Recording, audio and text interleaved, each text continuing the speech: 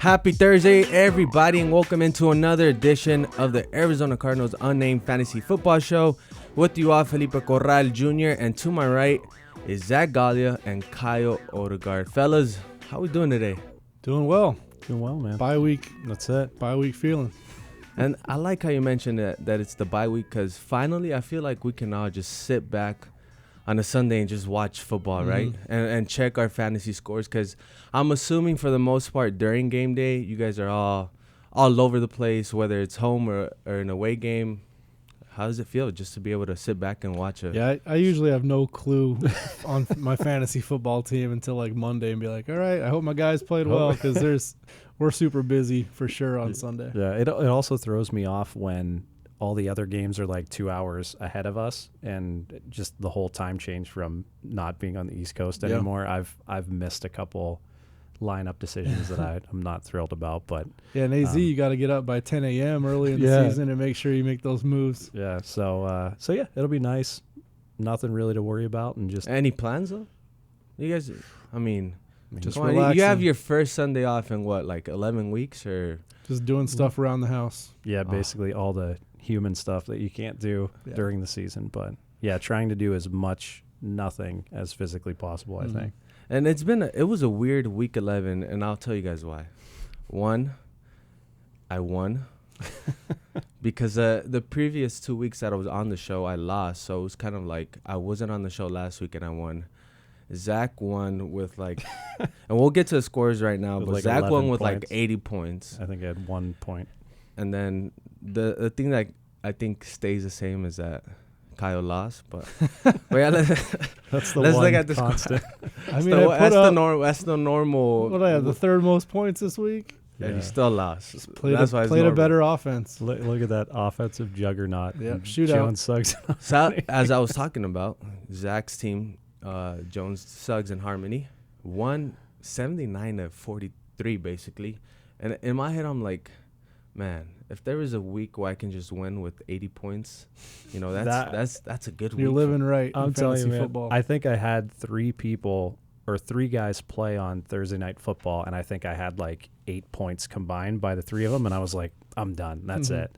So luckily enough, I think Melanie may have not been able to check her team in time, but I think she had a couple guys that were inactive, and yeah, and we're definitely getting into bye weeks, and this is the last one of the season, but some people don't have stars, and a lot of that is luck of the draw, where you face a team that doesn't have their quarterback or their star running back or something. That can definitely affect you. The scores go down in the middle of the season because you don't have those people.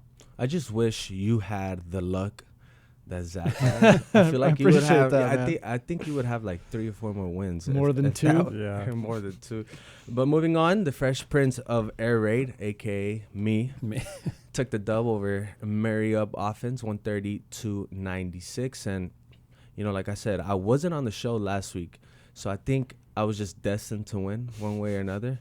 And I didn't have Chris Carson. I still put up 130. Obviously, I have So why did you come back? I mean, I had Christian McCaffrey. I mean, Mark Andrews. McCaffrey might be the fantasy football star of the year, huh? Is he the number 1 ranked guy? I mean, every week in and week out, he's doing it. Even when they don't score a lot of points, he's putting it up.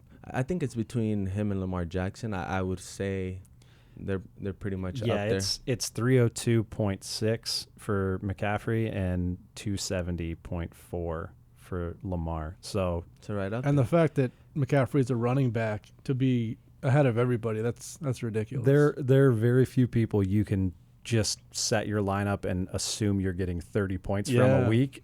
And I think that list may be at 1 currently, and Run CMC. It's just it blows my mind. Where'd you get him? What number in the first round? I think it was my 3rd pick. Number 3 overall. Number 3. Yeah. And that's pretty surprising because I think Kamara. It was Saquon. Saquon was 1, and then I think Zeke. No, I forget who was 2. Probably Saquon, right? I think it was Saquon, Kamara, and then McCaffrey. So when I saw McCaffrey on the board, I was like, bet. Yeah. Give me that. You nailed that one. Yes, sir. Moving on, the fantasy rookie took the L against Slay Matthews, 125 to 87.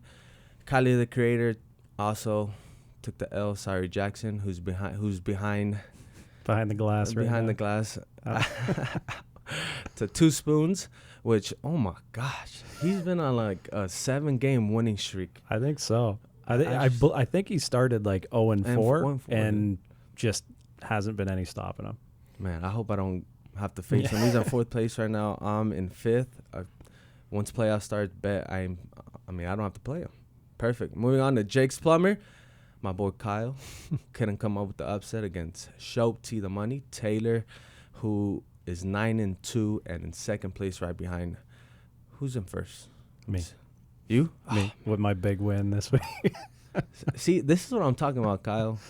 Taylor puts up 134 points. You put up the second or third most points, and third most. Third most points, and you still. That's head to head, man. I mean, in baseball, you have some of the rotisserie fantasy leagues where you're looking against the entire team, the entire league, and it's all year. But football is head to head, and sometimes you score 80 and you win, and sometimes you score 130 and you lose. Hey, man, that's the way it goes. No, you don't score 80 and win. That's in fantasy. football. That's luck. That was a 9-6, just grinded out rainy Thursday night football game. That's what that was. That's the ebbs and flows of fantasy football. You do great one week, you lose. You do bad the next week, you win.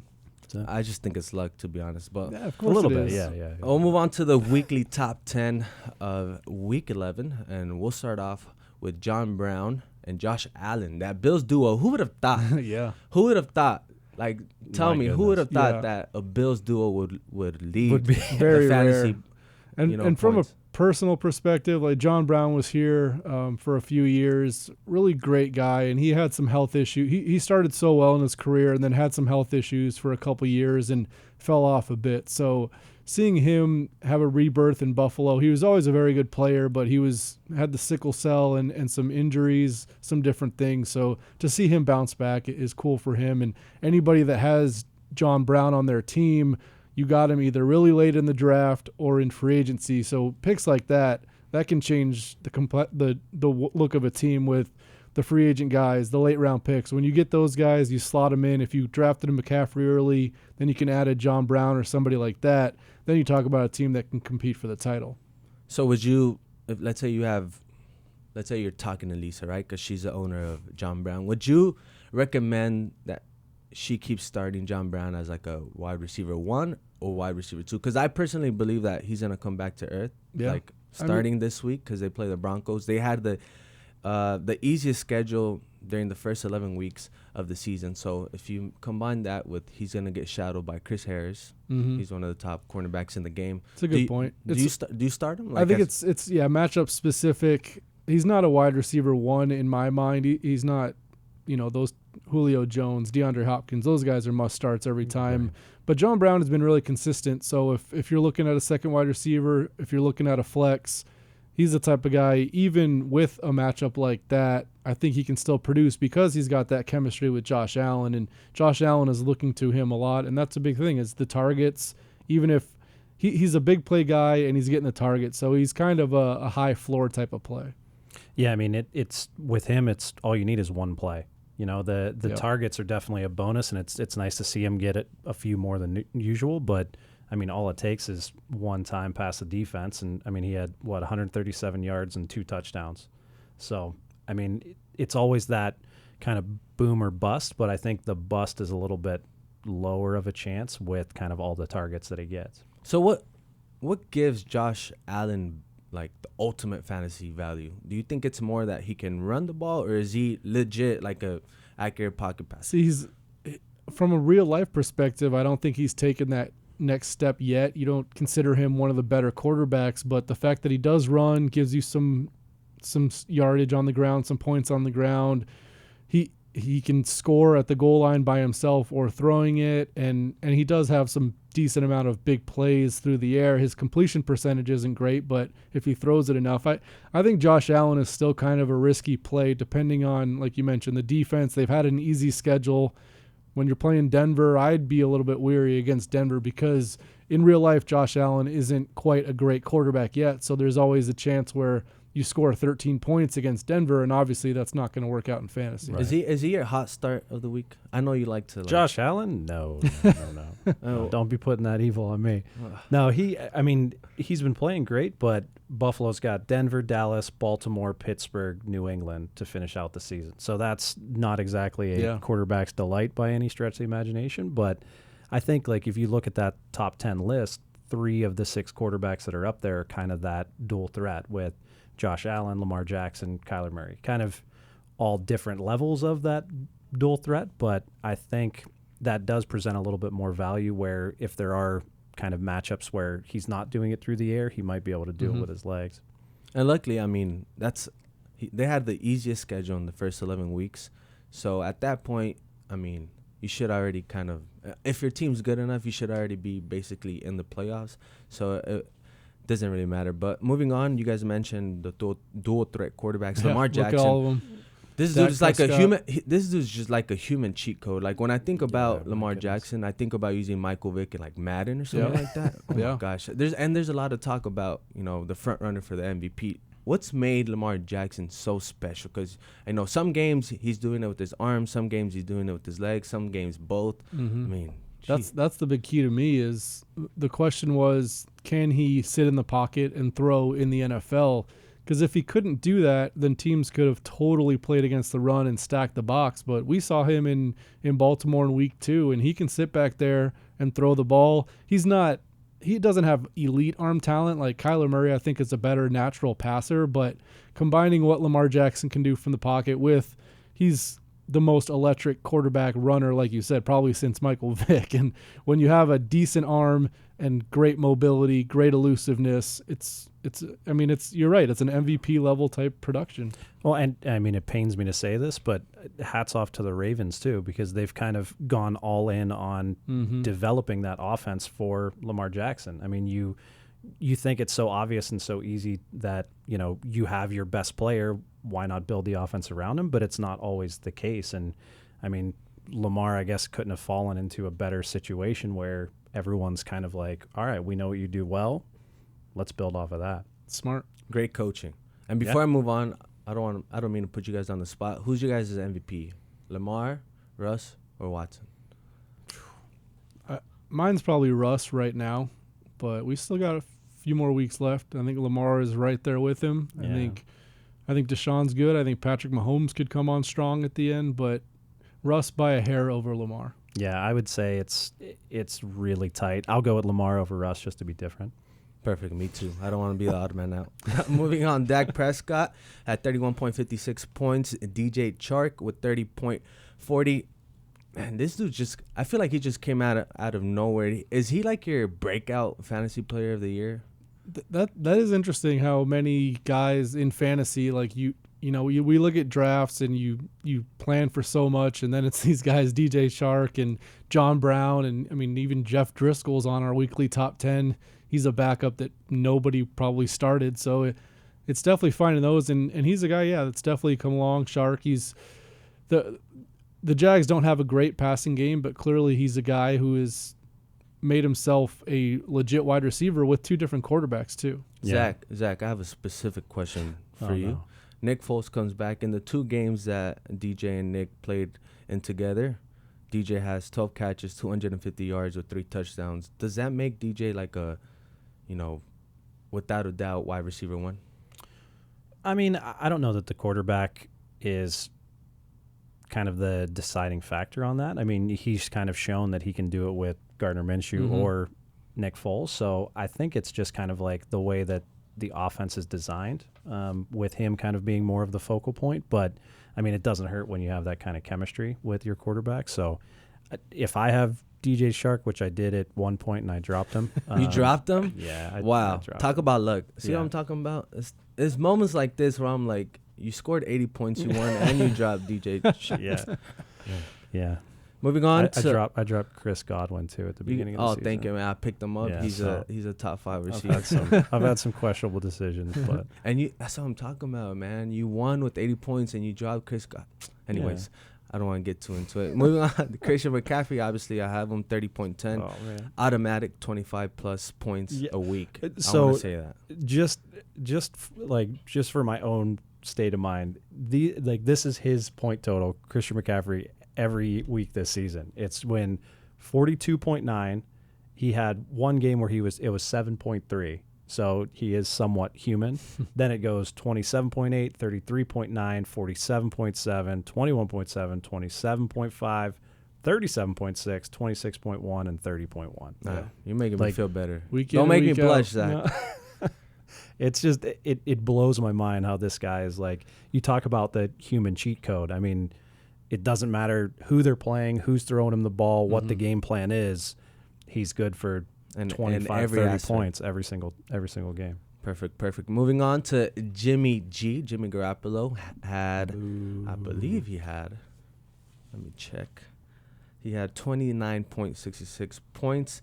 And I honestly think he's not necessarily, and he's a good player, but I don't think he's like a top tier quarterback. I just think it's the defenses, aka the Cardinals defense, that makes him, shine so bright, even though I think he's like a mid-level quarterback. Yeah, what did you see from him, Kyle? He's solid, but a lot of it was screen passes. And when you're looking at 10 or 12 team leagues, I agree with you. I don't think Jimmy Garoppolo is a must start by any means. Some of it will be matchup specific, and sometimes you like him depending on your other quarterbacks. But there's a lot of really good quarterbacks in the NFL that put up more fantasy points consistently. So he might be on that leaderboard every once in a while, but unless it's a great matchup, I'd keep him on the bench. Is he like a streaming option at this point, Zach? Yeah, I mean, I would kind of treat Jimmy G as I do kind of with defenses. Like, unless you have an absolute elite defense, the Patriots, the 49ers, someone like that, I normally pick up a new defense every week, depending on the option. So it depends on if you don't have a great option at quarterback, Jimmy G's playing, whoever, insert Team X, and you kind of make your decision from there. So if you have Kyler Murray this week, I think Jimmy G would be. Well, I mean, Jimmy G's playing the Packers defense too. So, I mean, there might be some different options out there. It's just he's definitely one to consider with how well the team's playing. Hopefully, I mean, I wonder if Jackson, because Jackson's he owns Kyler Murray, so I wonder if he'll pick him up. Moving on to Calvin Ridley with 28.30, Jeff Driscoll with 27.46, and our own Kyler Murray with 26.70. But I want to focus on Calvin Ridley and the rest of this wide receiver core. They play Tampa Bay this upcoming weekend. Tampa Bay has given up the most fantasy points to wide receivers. We saw that with Christian Kirk, which includes the most to the perimeter over the past 8 weeks and past month. Is Calvin Ridley a flex or a wide receiver too? I'd still lean toward flex just because Julio Jones is there. I mean, Hooper's hurt, right? Yeah. Well, maybe Ridley is more of a wide receiver too because he is that clear second option, and as you saw, 28.3 points last week. So it's definitely a good matchup, and there probably are enough targets to go around where Mohamed Sanu is gone, Hooper's hurt. So at this point with Julio Jones, he'll get a lot of targets, he'll get a lot of yards and maybe a touchdown or two, but I think there's enough to go around for Ridley. Yeah, and I don't think you can call him kind of that hot start because, I mean, if you have Calvin Ridley at this point, I think you're playing him. So it does go to show, like, even with Deebo Samuel last week, you have Kittle out, Sanders is kind of nursing an injury, his targets go up. So, again, if you don't, like, Sanu's gone, Hooper's out, someone's got to get those targets, and Calvin Ridley's pretty talented not to. And moving on, that's it for the top 10 of Week 11. But now let's head over to the top 10 Cardinals of Week 11, and we'll get into, the significance of each player moving forward. But in Week 11, Kyler Murray, against one of the top defenses in the league, put up 26.70 points. And we talked about the dual threat quarterback, and that seemed to benefit him in his Week 11 matchup. Yeah, right? I mean, he had the zone read at the end, 22-yard touchdown run, and he's thrown for more touchdowns the last couple of weeks as well. Like the Cardinals were moving the ball pretty good earlier in the season, but they weren't cashing in the red zone a lot. He wasn't getting a bunch of touchdown passes, but everything was there for Kyler Murray to be a legitimate fantasy football contributor, top 8, top 10 type quarterback. Now he just continues to show it. And to do that against the 49ers, one of the best defenses in the NFL, is a great sign. So down the stretch, they got 3 home games coming up. Obviously, this is the Cardinals' bye week, and he's not going to be a play this week. But the Rams have a pretty good defense, but he's at home against them, home against the Steelers, home against the Browns. Some pretty good defenses in there, but Murray's shown enough, I think, to be a starter. Yeah, I mean, you would think if I'm looking at this objectively and you just have a rookie quarterback against these top defenses, you're like, yeah, that's not a great play. But, I mean, Kyler has absolutely shown, 2 times in 3 weeks we've played the 49ers, one of the top defenses in the league, and he went off for 23 points the first time and 26.7 the second time. Mm-hmm. So, and then he had a 26.76 game against the Bucs in between. So it looks like his performance is kind of leveling off as to this is where we can expect him to be each week, give or take another touchdown to move him up, or maybe a little bit lower without a touchdown. But it seems as if he's kind of coming into his own. And, I mean, if I have him on my team, he's starting every single week. And has it been just a matter of getting more acclimated to Cliff Kingsbury in this offense? Because, he has 5 interceptions this entire year. He has, I think it says, 1 in the past 4 or 5 weeks or so. Is it just getting, adjusted to this offense? To me, there was a noticeable improvement after the first 4 games of the season. Since then, he's thrown 10 touchdown passes with 1 interception in the last 7 games. And that's really impressive what he's done. I think it's going to continue. I mean, like Zach said, he's a rookie, but he's a special rookie. And the way Cliff Kingsbury is running this offense, it's going to be pretty fantasy friendly for the next few years, I'm thinking. So, Zach, does it matter that they're playing the Rams twice, just given that they have Jalen Ramsey and the Rams secondary is pretty... Yeah, I mean, for me, granted, I'm probably not a little bit, I'm definitely biased because this is, that's my quarterback. But he's shown. I mean, the 49ers are an elite defense. The Saints don't have a bad defense by any means. He's shown that he can go up against these top defenses and it doesn't faze him.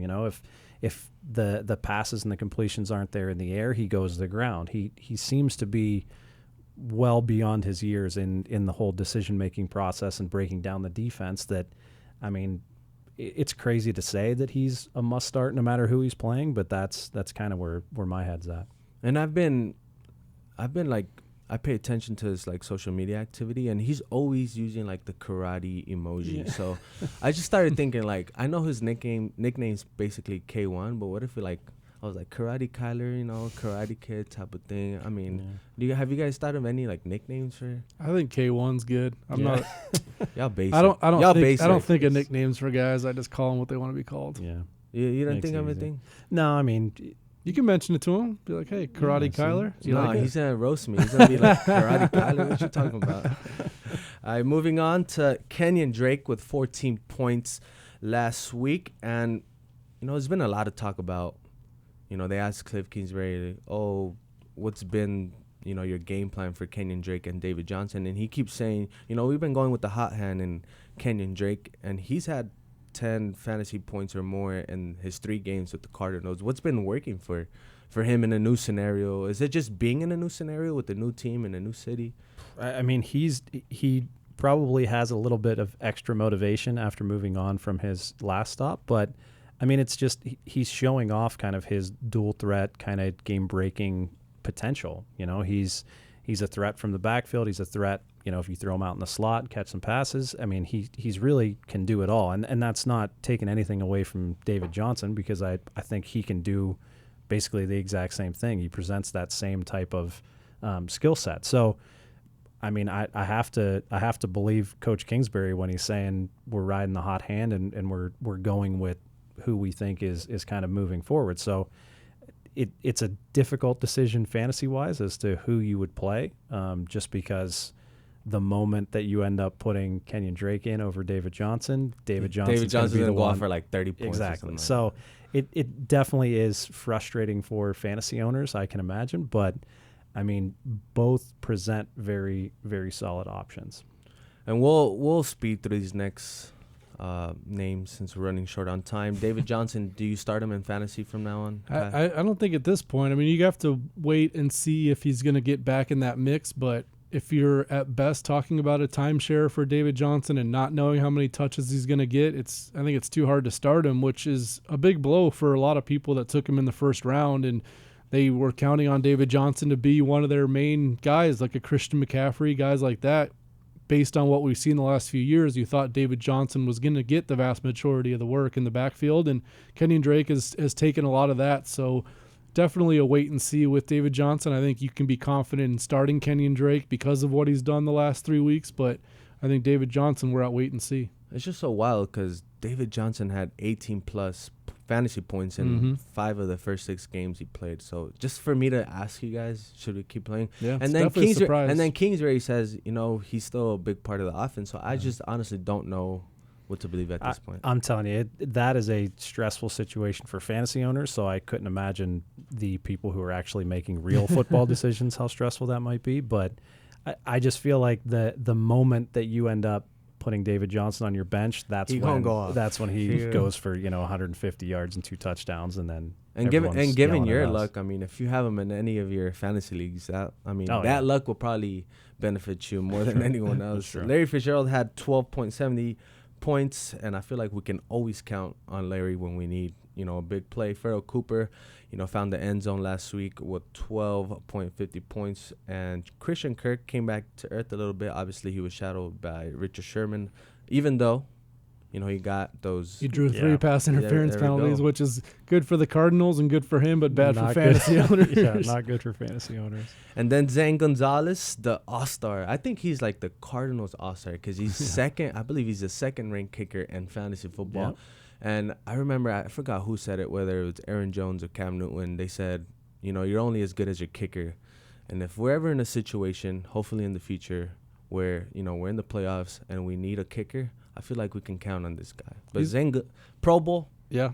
He's been solid all year and very accurate. The Cardinals are starting to go for it a little bit more now within the 35, so that kind of hurts his potential a bit because they're trying to get more touchdowns and taking away some of his field goal attempts, but he's been so accurate, and their offense has been so good getting into field goal range that he's still a must-start at this point. Yeah, Zane's my guy. It kills me. Like this week, I have Zane in basically every fantasy team that I have. Drop him so I can pick him up real quick. Well, I had to because you dropped him. I had to drop. Say him less because I can't roster 2 kickers. I just can't. Why not? I can't bring myself. When you have to the second-ranked kicker in the league, I mean, you figured. I'm just saying. It was either my decisions were I'm just not playing a kicker this week and I'm leaving Zane in, or why didn't you? I mean, you're 9-2 at this point. I mean. I'm not going to face another opponent that's going to put up 42 points. So let me get this straight before we wrap up. You drop Chris Godwin, you drop DJ Chark, and you drop Zane Gonzalez, and you're 9-2. 9-2. Talk about luck. Yeah. Talk about. I'm sure there's some other bad decisions in there too, but you just keep grinding. You put the homework in, and maybe there were just better options out there. All right, guys, good luck in Week 12 in fantasy. Enjoy your bye week. And for the rest of the Bird Gang, please enjoy this bye week. Be ready for the Rams when we come back in Week 13. And that's it from us. Thank you for joining us on another edition of the Arizona Cardinals Unnamed Fantasy Football Show. I'm Felipe Corral, Zach Galia, Caio Odegard. We'll see you next week.